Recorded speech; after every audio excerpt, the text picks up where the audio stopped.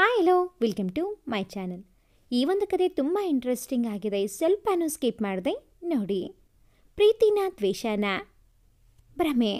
ಈ ಜಗತ್ತಿನಲ್ಲಿ ಎಲ್ಲ ಥರದ ಜನರು ಇದ್ದಾರೆ. ಅದರಲ್ಲಿ ಎಷ್ಟೋ ಜನ ಅವರದೇ ಆದ ಭ್ರಮೆಯಲ್ಲಿ ಬದುಕುತ್ತಿದ್ದಾರೆ.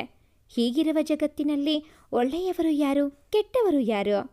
ಅವರವರ ದೃಷ್ಟಿಕೋನದಲ್ಲಿ ಅವರೇ ಸರಿ. ಹಾಗಾದರೆ ಇದರಲ್ಲಿ ಭ್ರಮೆಯಲ್ಲಿ ಬದುಕುತ್ತಿರುವವರು ಯಾರು? ಈಗಿನ ಕಾಲದಲ್ಲಿ ಸ್ವಾರ್ಥ, ಕ್ರೋಧ, ದ್ವೇಷ ಇವುಗಳೇ ಶಕ್ತಿಶಾಲಿಯಾಗಿ ಬೆಳೆದು ನಿಂತಿವೆ. ಇದರ ಮಧ್ಯೆ ಪ್ರೀತಿ, ಮಮತೆ, ವಾತ್ಸಲ್ಯ, ಕರುಣೆ ಇವುಗಳಿಗೆ ಬೆಲೆಯೇ ಇಲ್ಲದಂತಾಗಿದೆ.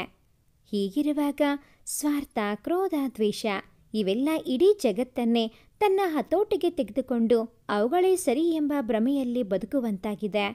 ಇಂಥ ಜಗತ್ತಿನಲ್ಲಿ ಪ್ರೀತಿಯ ಹೆಗಲು, ಮಮತೆಯ ಮಡಿಲು, ಕರುಣೆಯ ಮನವು ದೊರೆಯುವುದು ತುಂಬ ಕಷ್ಟ. ಆದರೆ ಅದಕ್ಕಿಂತ ಕಷ್ಟ ಎಂದರೆ ಅವುಗಳನ್ನು ಹುಡುಕುವುದು.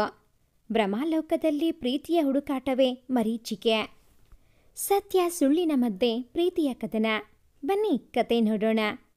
ಒಂದು ಸಂಜೆ ಸೂರ್ಯನ ತನ್ನ ದಿನದ ಕಾರ್ಯ ಮುಗಿಸಿ ಮರಳುತ್ತಿದ್ದ. ಪಡುವಣವೆಲ್ಲ ಕೆಂಪಾಗಿ ರಂಗೇರಿತ್ತು. ಹಕ್ಕಿಗಳು ತಮ್ಮ ಗೂಡು ಸೇರಿಕೊಳ್ಳುತ್ತಿವೆ. ಇಂಥ ರಮಣೀಯ ದೃಶ್ಯ ನೋಡಲು ಎಷ್ಟು ಚೆಂದ. ಆದರೆ ಆ ಸಂಜೆ ಸೇಡಿನ ಜ್ವಾಲೆಗೆ ಒಬ್ಬನು ಬಲಿಯಾಗಿ ಹೋಗಿದ್ದ. ರಕ್ತದ ಮಡುವಿನಲ್ಲಿ ರಂಜಿತ್ ಸತ್ತು ಬಿದ್ದಿದ್ದಾನೆ. ಕೈಯಲ್ಲಿ ರಕ್ತ ಮೆತ್ತಿದ ಚಾಕು ಹಿಡಿದು ರಂಜಿತ್ನ ಹೆಣದ ಮುಂದೆ ರಘುರಾಮ್ ಕೂತಿದ್ದಾನೆ. ಅವನ ಕಣ್ಣುಗಳು ಕೆಂಪಾಗಿ ದ್ವೇಷದ ಬೆಂಕಿ ಹುಂಡೆಯಂತೆ ಕಾಣುತ್ತಿದ್ದವು. ಅವನು ಸತ್ತಿದ್ದರೂ ರಘುರಾಮ್ ಕೋಪ ಕಡಿಮೆ ಆಗಿರಲಿಲ್ಲ. ಅದಕ್ಕೆ ಸತ್ತ ಹೆಣಕ್ಕೆ ಮತ್ತೆ ಮತ್ತೆ ಚುಚ್ಚಿ ಚುಚ್ಚಿ ತನ್ನ ಕೋಪ ತೀರಿಸಿಕೊಳ್ಳಲು ಪ್ರಯತ್ನಿಸುತ್ತಿದ್ದ. ನಂತರ ರಂಜಿತ್ ಕೋಣೆಗೆ ಹೋಗಿ ಪೆಟ್ರೋಲ್ ಸುರಿದು ಇಡೀ ಕೋಣೆಗೆ ಬೆಂಕಿ ಹಚ್ಚಿದ. ನಂತರ ರಂಜಿತ್ ಹೆಣನ ಆ ಬೆಂಕಿಯಲ್ಲಿ ಸುಡಬೇಕು ಅಂದುಕೊಂಡಿದ್ದ. ಅಷ್ಟರಲ್ಲಿ ಅಲ್ಲಿಗೆ ಬಂದ ಪೊಲೀಸರು ರಘುರಾಮ್ನನ್ನು ಅರೆಸ್ಟ್ ಮಾಡಿದರು. ರಂಜಿತ್ನ ಹೆಣವನ್ನು ಪೋಸ್ಟ್ ಮಾರ್ಟಮ್ ಮಾಡಲು ಕಳಿಸಿದರು. ಮರುದಿನ ರಘುರಾಮ್ನನ್ನ ಕೋರ್ಟ್ಗೆ ಹಾಜರುಪಡಿಸಲಾಯಿತು. ಒಂದು ಕಟಕಟೆಯಲ್ಲಿ ರಘುರಾಮ್ ನಿಂತಿದ್ದರೆ ಇನ್ನೊಂದು ಕಟಕಟೆಯಲ್ಲಿ ಅವನ ವಿರುದ್ಧದ ಸಾಕ್ಷಿ ಹೇಳಲು ಅವನ ಮಗಳೇ ನಿಂತಿದ್ದಾಳೆ. ಎಂಥ ವಿಪರ್ಯಾಸ ಅಲ್ವಾ?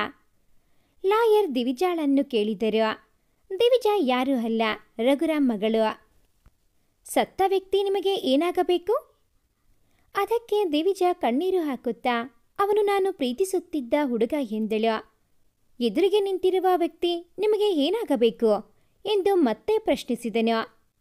ಅವರು ನನ್ನ ತಂದೆ ಆಗಿದ್ದರು ಎಂದಳು. ನಿಮಗೆ ಏನು ತಿಳಿದಿದೆ ಅದನ್ನು ಕೋರ್ಟ್ಗೆ ತಿಳಿಸಿ ಎಂದನು. ನಾನು ರಂಜಿತ್ ಪ್ರೀತಿಸುತ್ತಿದ್ದೆವು. ಆದರೆ ಇವರಿಗೆ ನಮ್ಮ ಪ್ರೀತಿ ಇಷ್ಟ ಆಗಲಿಲ್ಲ. ರಂಜಿತ್ ಒಬ್ಬ ಬಡ ಕುಟುಂಬದ ಹುಡುಗ ಅಂತ ಅವನನ್ನು ದ್ವೇಷಿಸುತ್ತಿದ್ದರು. ಒಂದು ದಿನ ಇದ್ದಕ್ಕಿದ್ದಂತೆ ಅವನನ್ನು ಮರೆತು ಬಿಡು ಎಂದು ಹೇಳಿದರು. ನಾನು ಆಗುವುದಿಲ್ಲ ಎಂದು ಖಡಾಖಂಡಿತವಾಗಿ ಹೇಳಿದೆ. ಅದು ಹೇಗೆ ಮದುವೆ ಆಗುವೆ ಎಂದು ನಾನು ನೋಡುತ್ತೇನೆ ಎಂದು ಅಲ್ಲಿಂದ ಹೊರಟು ಹೋದರು. ನಂತರ ರಂಜಿತ್ನಿಂದ ನನಗೆ ಕರೆ ಬಂದಿತು. ನಿನ್ನ ತಂದೆ ನನ್ನ ಹತ್ತಿರ ಬಂದು ನಿನ್ನ ಮರೆತು ಬಿಡು ಅಂತ ಬೆದರಿಕೆ ಹಾಕುತ್ತಿದ್ದಾರೆ. ನನಗೆ ಭಯ ಆಗುತ್ತಿದೆ. ಅವರು ಏನು ಮಾಡುತ್ತಾರೆ ಅಂತ ಹೇಳಿದ. ತಕ್ಷಣ ನಾನು ಪೊಲೀಸರಿಗೆ ಸುದ್ದಿ ತಿಳಿಸಿದೆ. ಆದರೆ ಅವರು ಬರುವಷ್ಟರಲ್ಲಿ ನಡೆಯಬಾರದು ಎಂದುಕೊಂಡಿದ್ದ ಅನಾಹುತ ನಡೆದೇ ಹೋಗಿತ್ತು ಎಂದು ಅಳತೊಡಗಿದಳು. ಲಾಯರ್ ರಘುರಾಮ್ಗೆ ಕಠಿಣ ಶಿಕ್ಷೆ ಕೊಡುವಂತೆ ತನ್ನ ವಾದವನ್ನು ಮಂಡಿಸಿದರು. ವಾದ ವಿವಾದವನ್ನೆಲ್ಲ ಆಲಿಸಿದ ನ್ಯಾಯಾಧೀಶರು ರಘುರಾಮ್ಗೆ 7 ವರ್ಷಗಳ ಕಾಲ ಕಠಿಣ ಕಾರಾಗೃಹ ಶಿಕ್ಷೆಯನ್ನು ವಿಧಿಸಿದರು. ಕೋರ್ಟಿಂದ ಹೊರಗೆ ಬಂದ ನಂತರ ರಘುರಾಮ್ ತನ್ನ ಮಗಳ ಜೊತೆ ಮಾತಾಡಲು ಪ್ರಯತ್ನಿಸಿದನು. ಆದರೆ ದಿವಿಜಾ, ನನ್ನ ತಂದೆ ನಿನ್ನೆಯೇ ನನ್ನ ಪಾಲಿಗೆ ಸತ್ತು ಹೋದರು. ನಿನಗೂ ನನಗೂ ಇನ್ಯಾವ ಸಂಬಂಧ ಇಲ್ಲ. ನೀವು ನಿಮ್ಮ ಆಸ್ತಿ ಯಾವುದೂ ನನಗೆ ಬೇಡ. ಇನ್ಯಾವತ್ತೂ ನನಗೆ ನಿಮ್ಮ ಮುಖ ತೋರಿಸಬೇಡಿ. ಅದೇ ನೀವು ನನಗೆ ಮಾಡುವ ದೊಡ್ಡ ಉಪಕಾರ ಎಂದು ಅಲ್ಲಿಂದ ಹೊರಟು ಹೋದಳು. ಮಗಳು ಆಡಿದ ಮಾತಿಗೆ ರಘುರಾಮ್ ಮನಸ್ಸು ಒಡೆದು ಹೋಯಿತು. ಮಗಳೆಂದರೆ ರಘುರಾಮ್ಗೆ ತುಂಬ ಪ್ರೀತಿ. ಆ ಅತಿಯಾದ ಪ್ರೀತಿ ಅವರನ್ನು ಈ ಕೆಲಸ ಮಾಡಲು ಪ್ರೇರೇಪಿಸಿತು.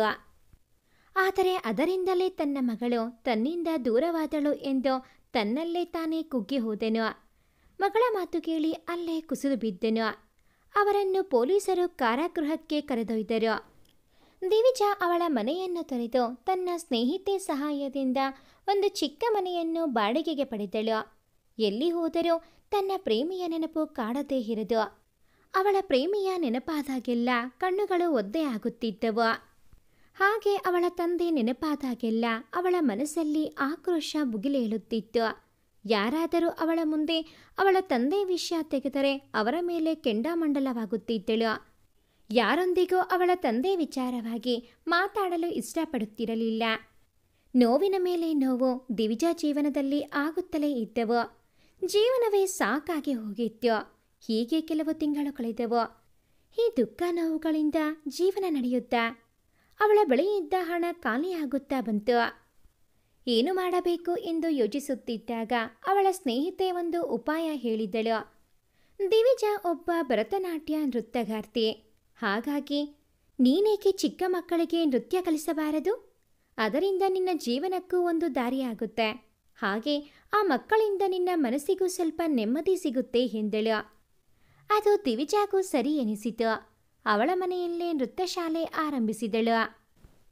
ರಘುರಾಮ್ನ ಒಬ್ಬಳೇ ಮಗಳು. ಕೋಟ್ಯಾಂತರ ರೂಪಾಯಿ ಆಸ್ತಿ. ಎಲ್ಲವನ್ನೂ ಬಿಟ್ಟು ತನ್ನದೇ ದಾರಿ ಹುಡುಕಿಕೊಂಡಿದ್ದಾಳೆ. ಈ ವಿಷಯ ರಘುರಾಮ್ಗೆ ತಿಳಿಯಿತು. ಅವನಿಗೆ ಏನು ಮಾಡಬೇಕು ಎಂದು ತಿಳಿಯಲಿಲ್ಲ. ತನ್ನ ಆಸ್ತಿಯನ್ನು ನೋಡಿಕೊಳ್ಳಲು ಒಬ್ಬ ನಂಬಿಕಸ್ಥ ವ್ಯಕ್ತಿ ಬೇಕಿತ್ತು. ಅದಕ್ಕೆ ಅವನ ಆಪ್ತ ಸ್ನೇಹಿತ ಶೇಖರನನ್ನು ನೇಮಿಸಿದನು. ಶೇಖರನ ಮುಖಾಂತರ ತನ್ನ ಮಗಳ ಬಗ್ಗೆ ತಿಳಿದುಕೊಳ್ಳುತ್ತಿದ್ದ. ಒಂದು ಕಡೆ ಅವಳ ಕಷ್ಟ ನೋಡಿ ನಾನಿರುವಾಗಲೇ ನನ್ನ ಮಗಳಿಗೆ ಇಂಥ ಪರಿಸ್ಥಿತಿ ಬಂತು ಅಂತ ನೋವಾಗುತ್ತಿದೆ. ಇನ್ನೊಂದು ಕಡೆ ಅವಳು ಸ್ವಾವಲಂಬಿಯಾಗಿ ಬದುಕೋದು ಕಲಿಯುತ್ತಿದ್ದಾಳೆ ಎಂದು ಸಮಾಧಾನ. ಮಗಳ ಮೇಲಿನ ಅತಿಯಾದ ಪ್ರೀತಿ ಅವನನ್ನು ಎಂಥ ಸಂಕಷ್ಟಕ್ಕೆ ಸಿಲುಕುವಂತಾಗಿದೆ. ಇವರ ಜೀವನ ಪಡೆದುಕೊಳ್ಳುವ ತಿರುವುಗಳೇನು? ರಘುರಾಮ್ಗೆ ತನ್ನ ಮಗಳ ಪ್ರೀತಿ ಮತ್ತೆ ಸಿಗುತ್ತಾ? ದಿನಗಳು ಕಳೆಯುತ್ತಿದ್ದಂತೆ ದಿವಿಜಾ ಹಳೆಯದನ್ನು ಮರೆಯುತ್ತಾ ಹೊಸ ಜೀವನದ ಕಡೆಗೆ ನಡೆಯುತ್ತಿದ್ದಳು. ನೃತ್ಯ ಕಲಿಸುತ್ತಾ ಆ ಮಕ್ಕಳೊಂದಿಗೆ ಕಾಲ ಕಳೆಯುತ್ತಾ ತನ್ನ ಜೀವನದ ಕಹಿ ಘಟನೆಗಳನ್ನು ದೂರ ಮಾಡಿಕೊಳ್ಳುತ್ತಾ ಬಂದಳು. ಒಂದು ನೆಮ್ಮದಿಯ ಜೀವನ ನಡೆಸುತ್ತಿದ್ದಳು. ಆದರೆ ಯಾವುದರ ಮೇಲೂ ಆಸೆ ಇರದೆ ಇದ್ದಿದ್ದರಲ್ಲಿ ಬದುಕು ಸಾಗಿಸುತ್ತಿದ್ದಳು. ರಘುರಾಮ್ ಅವಳನ್ನು ನೋಡಬೇಕೆಂದು ಎಷ್ಟೋ ಬಾರಿ ವಿನಂತಿಸಿಕೊಂಡರೂ ಅವಳ ಮನಸ್ಸು ಮಾತ್ರ ಕರಗಲಿಲ್ಲ. ಅವರನ್ನು ದ್ವೇಷಿಸುವುದರಿಂದ ಅವರ ನೆನಪು ಆಗುತ್ತದೆ ಅಂತ ಅದನ್ನು ಕೂಡ ಮಾಡುತ್ತಿರಲಿಲ್ಲ. ಇದೆಲ್ಲದರಿಂದ ರಘುರಾಮ್ ತುಂಬ ವ್ಯಥೆ ಪಡುತ್ತಿದ್ದರು. ಬೆಳಗ್ಗೆ ನೃತ್ಯದ ಕ್ಲಾಸ್ ಮುಗಿದ ನಂತರ ಶಾಲೆಯಲ್ಲಿ ನೃತ್ಯ ಹೇಳಿಕೊಡಲು ಶಿಕ್ಷಕಿಯಾಗಿ ಹೋಗುತ್ತಿದ್ದಳು. ಹೀಗೆ ಒಂದು ದಿನ ದಿವಿಜಾ ಮಕ್ಕಳನ್ನು ಕರೆದುಕೊಂಡು ರಸ್ತೆ ದಾಟುತ್ತಿದ್ದಾಗ ಅವಳ ಆ ಕೂದಲು ಗಾಳಿಗೆ ಹಾರುತ್ತಿದ್ದವು. ಅದೇ ಸಿಗ್ನಲ್ನಲ್ಲಿ ನಿಂತಿದ್ದ ಕಾರ್ನ ವಿಂಡೋ ಹಾಗೆ ನಿಧಾನವಾಗಿ ಕೆಳಗೆ ಇಳಿಯುತ್ತಿತ್ತು. ಅವಳು ಮಕ್ಕಳನ್ನು ರಸ್ತೆ ದಾಟಿಸಿಬಿಟ್ಟು ಅವರಿಗೆ ಟಾಟಾ ಮಾಡುತ್ತಾ ಒಂದು ಕೈಯಲ್ಲಿ ಮುಂಗುರಳ ಸರಿಸುತ್ತಾ ಹೊರಟಳು. ಅವಳ ಮುಖದಲ್ಲಿನ ಮಂದಹಾಸ ಯಾರನ್ನು ಬೇಕಾದರೂ ಮೋಡಿ ಮಾಡುವ ಹಾಗಿತ್ತು. ಕಾರ್ನಲ್ಲಿ ಕುಳಿತು ಅವಳನ್ನೇ ನೋಡುತ್ತಿದ್ದ ಉದಯ್ ಆ ಮೋಡಿಯ ಬಲೆಗೆ ಬಿದ್ದು ತನ್ನನ್ನೇ ತಾನು ಮರೆತು ಬಿಟ್ಟಿದ್ದನು. ಒಂದೇ ಸಾರಿ ತುಂಬ ಹಾರ್ನ್ಗಳ ಶಬ್ದ ಕೇಳಿದಾಗ ಗಾಬರಿಯಿಂದ ಎಚ್ಚೆತ್ತು ನೋಡಿದನು. ಗ್ರೀನ್ ಸಿಗ್ನಲ್ ಬಿದ್ದಿತ್ತು. ಕಾರನ್ನು ಬದಿಗೆ ಹಾಕಿ ಕೆಳಗೆ ಇಳಿದು ಅವಳನ್ನು ಹುಡುಕಿದನು. ಅವಳು ಎಲ್ಲಿಯೂ ಕಾಣಿಸಲಿಲ್ಲ. ಇಷ್ಟು ಬೇಗ ಎಲ್ಲಿ ಮಾಯವಾದಳು ಈ ಅಪ್ಸರೆ ಅಂತ ಅಂದುಕೊಳ್ಳುತ್ತಾ ತನ್ನ ಕೆಲಸಕ್ಕೆ ತಾನು ಹೊರಟನು. ಉದಯ್ ಒಬ್ಬ ಡಾಕ್ಟರ್. ಅವನದೇ ಒಂದು ಆಸ್ಪತ್ರೆ ಇದೆ. ಬಡವರಿಗೆ, ಅವಶ್ಯಕತೆ ಇದ್ದವರಿಗೆ, ಸಹಾಯ ಕೇಳಿದವರಿಗೆ ಇಲ್ಲ ಅನ್ನಲ್ಲ. ಪ್ರತಿಯೊಬ್ಬರಿಗೂ ತನಗೆ ಆದಷ್ಟು ಸಹಾಯ ಮಾಡುವ ಗುಣ ಉದಯ್ದು. ಇದಷ್ಟೇ ಅಲ್ಲದೆ ಕೆಲವು ಅನಾಥಾಶ್ರಮಕ್ಕೆ, ವೃದ್ಧಾಶ್ರಮಕ್ಕೆ ಪ್ರತಿ ವಾರ ಭೇಟಿ ಕೊಟ್ಟು ಅವರ ಜೊತೆ ಕಾಲ ಕಳೆದು ಬರುತ್ತಾನೆ. ಹಾಗೆ ಪ್ರತಿ ತಿಂಗಳು ಇಂತಿಷ್ಟು ಹಣವನ್ನು ಆಶ್ರಮಗಳಿಗೆ ಕೊಡುತ್ತಾನೆ. ತನ್ನಲ್ಲಿ ಏನೇ ದುಃಖ ಇದ್ದರೂ ತೋರಿಸಿಕೊಳ್ಳದೆ ಯಾವಾಗಲೂ ನಗುತ್ತಾ ಇರುವ ಸ್ವಭಾವ. ಉದಯ್ಗೆ ತಂದೆ ತಾಯಿ ಇಲ್ಲ. ಇರುವುದು ಚಿಕ್ಕಪ್ಪ ಮಾತ್ರ. ಅವರು ಕೂಡ ಅಷ್ಟು ಬೇಗ ಸಿಗುವುದಿಲ್ಲ. ಕೆಲಸದ ಮೇಲೆ ವಿದೇಶಗಳನ್ನು ಸುತ್ತುತ್ತಾ ಇರುತ್ತಾರೆ. ಹಾಗಾಗಿ ಒಂದು ಚಿಕ್ಕ ಮನೆ ಮಾಡಿಕೊಂಡು ಇದ್ದಾನೆ. ಅವರ ಚಿಕ್ಕಪ್ಪ ಎಷ್ಟು ಹೇಳಿದರೋ ಮದುವೆ ಬಗ್ಗೆ ತಲೆ ಕೆಡಿಸಿಕೊಳ್ಳದವನು ಇಂದು ದಿವಿಜಾನ ನೋಡಿದಾಗಿನಿಂದ ಅವಳ ಬಗ್ಗೆ ಏನೋ ಒಂದು ಆಸಕ್ತಿ ಮೂಡುತ್ತಿದೆ. ಅವಳನ್ನು ಕಂಡಾಗಿನಿಂದ ತಾನು ಕೇಳಿದ ಎಲ್ಲ ಯುಗಳಗೀತೆಗಳು ಒಂದೊಂದಾಗಿ ಗುಣಗುತ್ತಿದ್ದಾನೆ. ಹೇಗಾದರೂ ಮಾಡಿ ನಾಳೆ ಅವಳನ್ನು ಮಾತನಾಡಿಸಲೇಬೇಕು ಎಂದು ನಿರ್ಧರಿಸಿದ. ಮರುದಿನ ಅದೇ ಸಮಯಕ್ಕೆ ಅದೇ ಸ್ಥಳದಲ್ಲಿ ಕಾಯುತ್ತಾ ನಿಂತಿದ್ದನು. ಅಲ್ಲೇ ಇದ್ದ ಬಸ್ ಸ್ಟಾಪ್ಗೆ ಬಂದ ಬಸ್ಸಲ್ಲಿ ದಿವಿಜಾ ಇಳಿದು ಬರುತ್ತಿದ್ದಳು. ಅವಳನ್ನು ನೋಡುತ್ತಾ ಇದ್ದರೆ ನೋಡುತ್ತಲೇ ಇರೋಣ ಅನಿಸುತ್ತಿದೆ. ಇವಳಲ್ಲಿ ಅಂಥದ್ದೇನಿದೆ ನನ್ನನ್ನೇ ಹೀಗೆ ಸೆಳೆಯುವಂಥದ್ದು ಎಂದು ಯೋಚಿಸುತ್ತಿದ್ದೆನು. ಅಷ್ಟರಲ್ಲಿ ಅವನ ಮುಂದೆಯೇ ಹಾದು ಹೋದಳು. ಹೇಗಾದರೂ ಮಾಡಿ ಇವಳನ್ನು ಮಾತನಾಡಿಸಬೇಕು ಎಂದುಕೊಂಡನು. ಆದರೆ ಅವನಿಗೆ ಧೈರ್ಯ ಸಾಲಲಿಲ್ಲ. ಮುಂದೆ ಸಮಯ ನೋಡಿ ಮಾತನಾಡಿಸೋಣ, ಅವಸರ ಮಾಡಿ ಹಾಳು ಮಾಡಿಕೊಳ್ಳೋದು ಬೇಡ ಎಂದು ಸುಮ್ಮನಾದನು. ಅವಳನ್ನು ಮಾತನಾಡಿಸುವ ಸಮಯಕ್ಕಾಗಿ ಕಾಯುತ್ತಿರುವಾಗ ಆ ಸಂದರ್ಭ ತಾನಾಗೇ ಒದಗಿ ಬಂತು. ಅನಾಥಾಶ್ರಮಕ್ಕೆ ಹೋದಾಗ ಕೆಲವು ಮಕ್ಕಳು ನೃತ್ಯದಲ್ಲಿ ಆಸಕ್ತಿ ತೋರಿಸಿದ್ದನ್ನು ನೋಡಿ ಅವರಿಗೆ ನೃತ್ಯ ಕಲಿಸಬೇಕು ಅಂತ ಶಿಕ್ಷಕರನ್ನು ಹುಡುಕುತ್ತಿದ್ದ.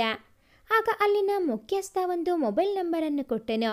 ಆ ನಂಬರ್ಗೆ ಕರೆ ಮಾಡಿ ಇದರ ವಿಷಯ ತಿಳಿಸಿದನು. ಅಲ್ಲಿಗೆ ಬರುವಂತೆ ಹೇಳಿದರು.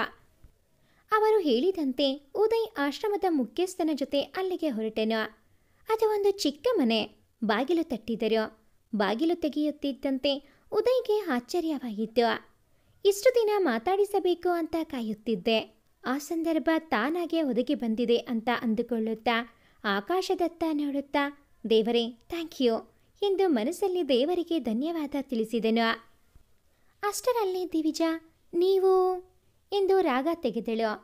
ಅದಕ್ಕೆ ಆಶ್ರಮದ ಮುಖ್ಯಸ್ಥ ನಾವು ಇದಕ್ಕೂ ಮುಂಚೆ ಕರೆ ಮಾಡಿದ್ದೆವು ಎಂದೆನು. ಹೋ ನೀವೇನ ಅದು, ಬನ್ನಿ ಬನ್ನಿ ಒಳಗೆ ಬನ್ನಿ ಎಂದು ಒಳಗೆ ಕರೆದು ಕೂರಿಸಿ ಕುಡಿಯಲು ನೀರು ಕೊಟ್ಟಳು. ನನ್ನ ಹೆಸರು ದಿವಿಜಾ, ನಾನು ಚಿಕ್ಕ ಮಕ್ಕಳಿಗೆ ಮಾತ್ರ ನೃತ್ಯ ಹೇಳಿಕೊಡುತ್ತೇನೆ. ಹೇಳಿ ನನ್ನಿಂದ ಏನಾಗಬೇಕು ಎಂದಳು. ನನ್ನ ಹೆಸರು ಉದಯ್ ಅಂತ, ಇವರು ಪ್ರಭಾಕರ. ಇವರು ಒಂದು ಅನಾಥಾಶ್ರಮ ನಡೆಸುತ್ತಿದ್ದಾರೆ. ಅಲ್ಲಿನ ಮಕ್ಕಳಿಗೆ ನೀವು ನೃತ್ಯ ಹೇಳಿಕೊಡಬೇಕು ಎಂದೆನು. ಖಂಡಿತ ಹೇಳಿಕೊಡುತ್ತೇನೆ, ಆದರೆ ನಮ್ಮ ಮನೆ ಚಿಕ್ಕದು, ಸ್ವಲ್ಪ ಕಷ್ಟ ಆಗುತ್ತೆ ಎಂದಳು. ನೀವು ಆಶ್ರಮಕ್ಕೆ ಬಂದು ಕಲಿಸಬೇಕು, ಅಲ್ಲಿ ನಿಮಗೆ ಬೇಕಾದ ಎಲ್ಲ ವ್ಯವಸ್ಥೆಯನ್ನು ಮಾಡಿಕೊಡುತ್ತೇವೆ ಎಂದನು. ಅದಕ್ಕೆ ಅವಳು ಸಂತೋಷದಿಂದ ಒಪ್ಪಿದಳು. ಮತ್ತೆ ನಾಳೆಯಿಂದ ಕ್ಲಾಸ್ ಶುರು ಮಾಡುತ್ತೇನೆ ಎಂದಳು. ಸಂಬಳದ ವಿಚಾರ ಮಾತನಾಡಿ ಅಲ್ಲಿಂದ ಹೊರಟರು. ಮಾತನಾಡಿದಂತೆ ದಿವಿಜಾ ಆಶ್ರಮಕ್ಕೆ ಬಂದಳು. ಅಲ್ಲಿ ಅವಳಿಗೆ ಬೇಕಾದ ಎಲ್ಲ ವ್ಯವಸ್ಥೆ ಮಾಡಲಾಗಿತ್ತು. ಪ್ರಭಾಕರ್ ದಿವಿಜಾಳನ್ನು ಸ್ವಾಗತಿಸಿ ಆಸಕ್ತಿ ಇರುವ ಎಲ್ಲ ಮಕ್ಕಳನ್ನು ಅವಳಿಗೆ ಪರಿಚಯ ಮಾಡಿಕೊಟ್ಟರು. ಆದರೆ ದಿವಿಜಾ ಕಣ್ಣು ಮಾತ್ರ ಏನೋ ಹುಡುಕುತ್ತಿತ್ತು. ಕೊನೆಗೆ ಪ್ರಭಾಕರ್ನ ಕೇಳಿದಳು, ಉದಯ್ ಅವರು ಎಲ್ಲಿ ಎಂದು.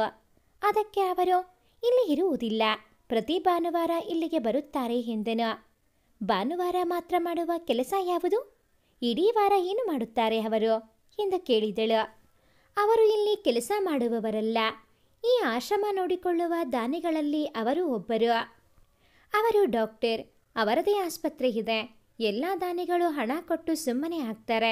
ಆದರೆ ಇವರು ಪ್ರತಿ ಭಾನುವಾರ ಬಂದು ಮಕ್ಕಳ ಬೇಕು ಬೇಡಗಳನ್ನು ವಿಚಾರಿಸುತ್ತಾರೆ. ಈ ಕ್ಲಾಸ್ನ ಎಲ್ಲ ಜವಾಬ್ದಾರಿ ಅವರೇ ವಹಿಸಿಕೊಂಡಿದ್ದಾರೆ. ನಿಮ್ಮ ಸಂಬಳ ಕೂಡ ಅವರೇ ನೋಡಿಕೊಳ್ಳುತ್ತಾರೆ ಎಂದನು. ದಿವಿಜಾಗೆ ಆಶ್ಚರ್ಯ ಆಯಿತು. ಈಗಿನ ಕಾಲದಲ್ಲೂ ಇಂಥವರು ಇದ್ದಾರಾ ಅಂತ. ಅವನ ವಿಳಾಸವನ್ನು ತಿಳಿದುಕೊಂಡು ಕ್ಲಾಸ್ ಮುಗಿದ ಮೇಲೆ ಉದಯ್ನನ್ನು ಭೇಟಿ ಮಾಡಲು ಆಸ್ಪತ್ರೆಗೆ ಹೋದಳು. ಅಲ್ಲಿನ ರಿಸೆಪ್ಷನ್ನಲ್ಲಿ ಉದಯ್ನ ಭೇಟಿಯಾಗಬೇಕು ಎಂದು ಕೇಳಿದಳು. ಆಗ ರಿಸೆಪ್ಷನಿಸ್ಟ್ ಉದಯ್ಗೆ ಕರೆ ಮಾಡಿ ದಿವಿಜಾ ಬಂದಿರುವ ವಿಷಯ ತಿಳಿಸಿದಳು. ಅವನು ದಿವಿಜಾನ ಒಳಗೆ ಕಳಿಸಲು ಹೇಳಿದನು. ದಿವಿಜಾ ನನ್ನ ಹುಡುಕಿಕೊಂಡು ಬಂದಿದ್ದಾಳೆ ಅನ್ನೋದು ನೆನೆಸಿಕೊಳ್ಳುತ್ತಾ ಏನೋ ಖುಷಿ ಪಡುತ್ತಿದ್ದ. ಅಷ್ಟರಲ್ಲಿ ದಿವಿಜಾ ಬಂದು ಹಾಯ್ ಹೇಳಿದಳು. ಬನ್ನಿ ಬನ್ನಿ ಕೂತ್ಕೊಳ್ಳಿ, ತಾವಿಲ್ಲಿ ಎಂದನು. ನಾನು ನಿಮ್ಮನ್ನು ಆಶ್ರಮದಲ್ಲಿ ಕೆಲಸ ಮಾಡೋದು ಅಂತ ತಪ್ಪು ತಿಳಿದುಕೊಂಡಿದ್ದೆ. ಆದರೆ ನೀವು ಯಾರು ಏನು ಅಂತ ಇವತ್ತು ತಿಳಿಯಿತು. ಹಾಗೆ ಮಾತನಾಡಿಸಿಕೊಂಡು ನೀವು ಮಾಡಿರುವ ಎಲ್ಲ ವ್ಯವಸ್ಥೆಗೆ ಧನ್ಯವಾದ ಹೇಳಬೇಕು ಅನಿಸಿತು. ಅದಕ್ಕೆ ಬಂದೆ ಎಂದಳು. ಅದರಲ್ಲಿ ಏನಿದೆ, ಅದು ನನ್ನ ಕರ್ತವ್ಯ.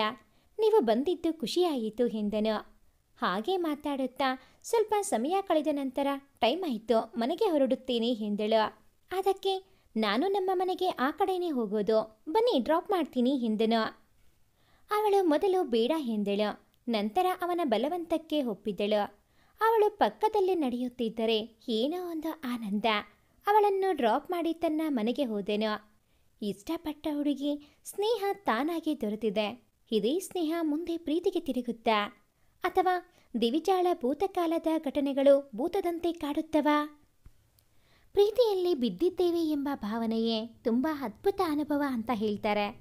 ಅಂತ ಅದ್ಭುತದ ಅನುಭವನ ಉದಯ್ ಕೂಡ ಪಡೆಯುತ್ತಿದ್ದಾನೆ. ಅವಕಾಶ ಸಿಕ್ಕಾಗಲೆಲ್ಲ ದಿವಿಜಾ ಜೊತೆ ಕಾಲ ಕಳೆಯುತ್ತಿದ್ದಾನೆ. ಎಲ್ಲವೂ ಸುಂದರ ಕ್ಷಣಗಳೇ ಅನಿಸುತ್ತಿತ್ತು.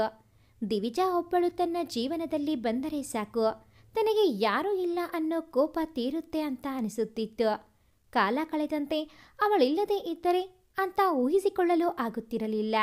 ಅಷ್ಟೊಂದು ಆಳವಾಗಿ ಅವಳ ಪ್ರೀತಿಯಲ್ಲಿ ಮುಳುಗಿದ್ದೆನು.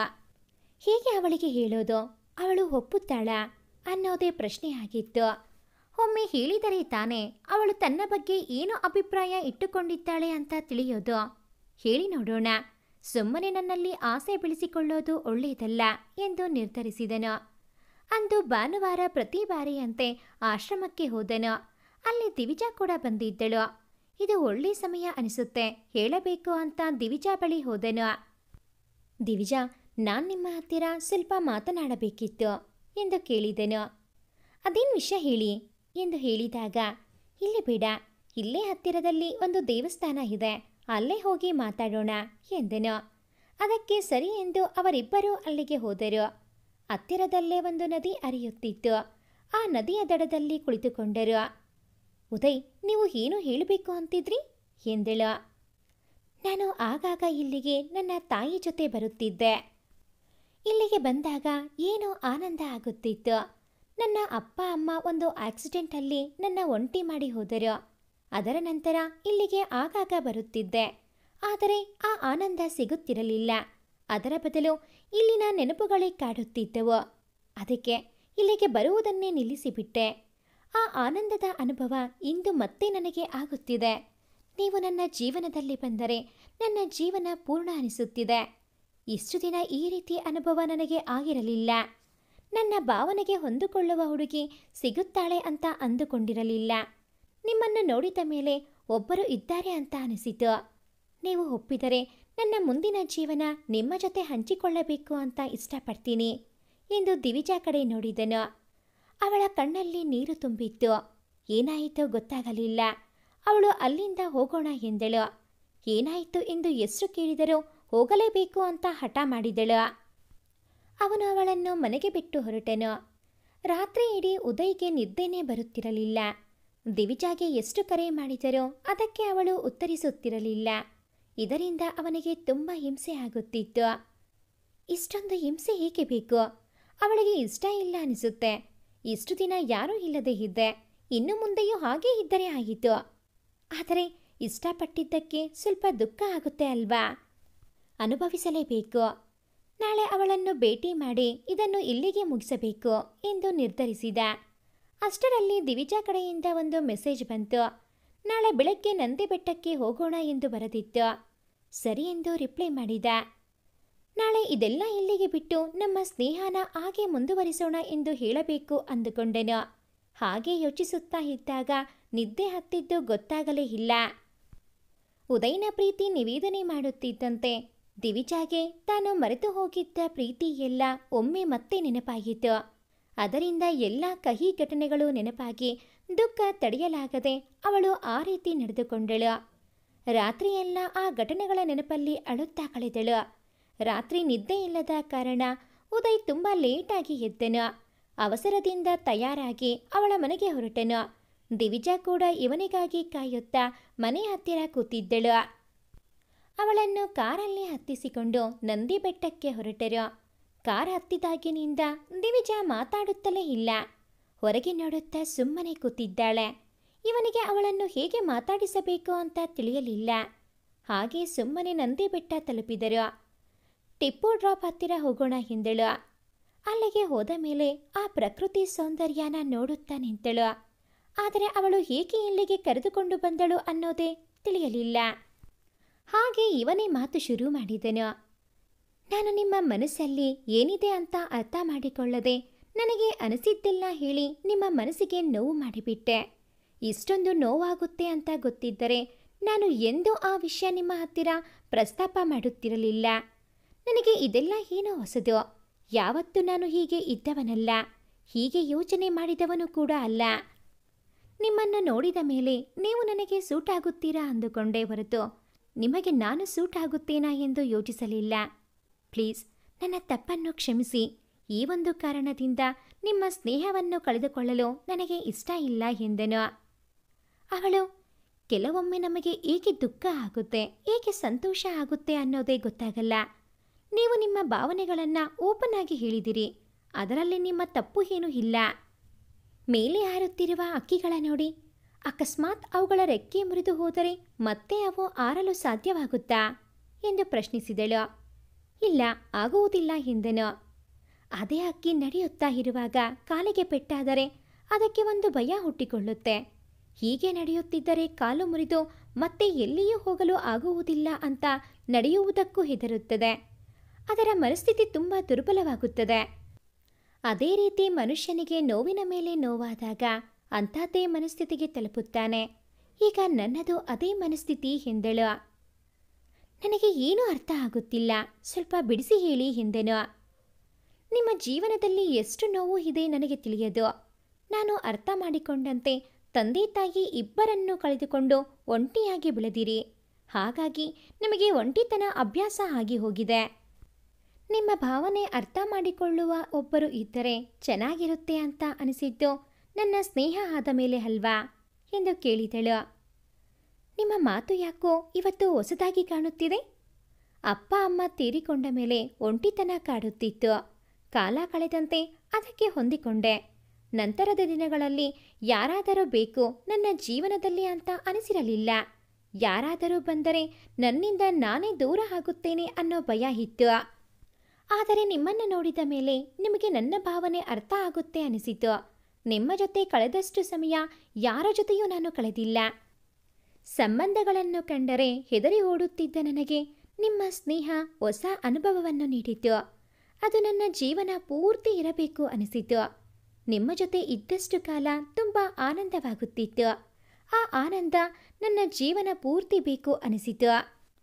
ಎಲ್ಲಿ ನಿಮ್ಮನ್ನು ಕಳೆದುಕೊಳ್ಳುತ್ತೇನೋ ಅನ್ನೋ ಭಯದಲ್ಲಿ ನನ್ನ ಭಾವನೆಗಳನ್ನು ನಿಮ್ಮ ಹತ್ತಿರ ಹೇಳಿಕೊಂಡೆ ಎಂದೆನು.